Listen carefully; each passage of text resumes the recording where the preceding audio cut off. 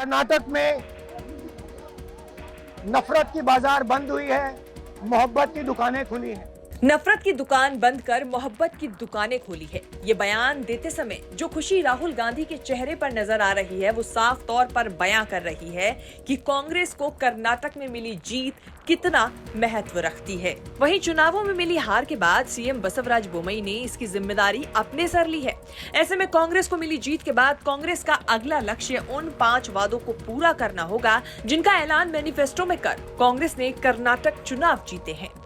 दरअसल कांग्रेस ने अपने मैनिफेस्टो में कर्नाटक की जनता से 5 बड़े वादे किए थे। कांग्रेस ने कहा था कि कर्नाटक राज्य सड़क परिवहन निगम में सभी महिलाओं के लिए मुफ्त यात्रा की सुविधा दी जाएगी। न्यू एजुकेशन पॉलिसी को रद्द कर राज्य शिक्षा नीति को लागू किया जाएगा। घोषणा पत्र में कहा गया कि 63 सीमावर्ती तालुकों में कन्नड़ भाषा और संस्कृति का विकास किया जाएगा और सभी समुदायों की आशाओं और आकांक्षाओं को समायोजित करने के लिए रिजर्वेशन की मैक्सिमम लिमिट 50 से बढ़ाकर 75 कर दी जाएगी।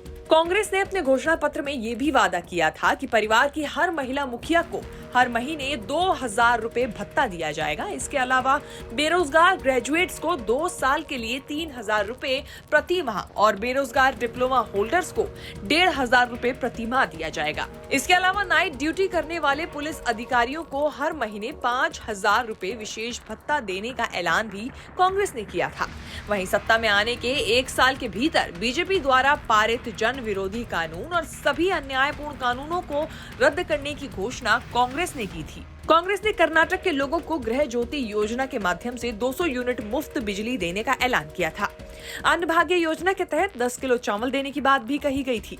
अगले 5 सालों में किसान कल्याण के लिए 1.5 लाख रुपए, फसल नुकसान की भरपाई के लिए 5000 करोड़ रुपए और नारियल किसानों और अन्य के लिए एमएसपी सुनिश्चित करने का भी ऐलान किया था। इन्हीं वादों को पूरा करने का मकसद दिखाते हुए राहुल गांधी ने कर्नाटक की जनता से मिले प्यार पर उनका धन्यवाद अदा किया और कहा कि कर्नाटक में नफरत की दुकानें बंद कर अब मोहब्बत की दुकानें खोल रहे हैं। कर्नाटक में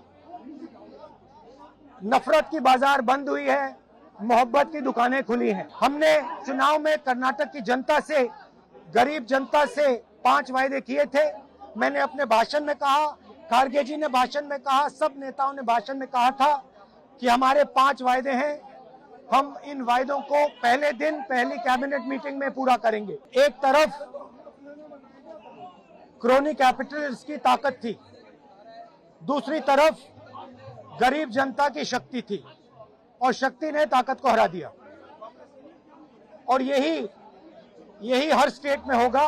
कर्नाटक में मिली जीत को लेकर तस्वीर लगभग वोटों की गिनती के कुछ घंटों के बाद ही साफ हो चुकी थी, जिसमें कांग्रेस ने लगातार बढ़त बना रखी थी। राहुल जानते थे कि तस्वीर साफ हो चुकी है और कर्नाटक से बीजेपी भी। ऐसे में कर्नाटक में बीजेपी की तरफ से मुख्यमंत्री बसवराज बोम्मई ने हार की जिम्मेदारी अपने सर ली है। जो कर्नाटक की जनता की जो निर्णय है, हम उसका स्वीकार करते हैं और उनका जो निर्णय है वो गौरव भी करते हैं। और ये जो डिबेकल है वो पार्टी, मैं खुद उसका जिम्मेदारी लेता हूँ। और आगे दिनों में इसका मल्टीपर्पज कारण है, सब कारण ढूंढ के सही करके हम एक राष्ट्रीय पार्टी है, नेशनलिस्ट पार्टी है, फिर से संगठित करके पार्लियामेंट इलेक्शन में कहाँ गलती हुआ है ऐसा लग रहा है? हम एनालिसिस करेंगे मल्टी फैक्टर। भले ही कांग्रेस ने कर्नाटक में बड़े अंतर से बीजेपी को हराया हो, लेकिन अब कांग्रेस के सामने सबसे बड़ा सवाल होगा अपने 3 बड़े नेताओं सिद्धारमैया, डीके शिव कुमार और मल्लिकार्जुन खड़गे के बीच कर्नाटक का नया सीएम चुनना। अब देखना होगा कि इस बात का फैसला कांग्रेस कब तक कर पाती है। न्यूज़ तक ब्यूरो।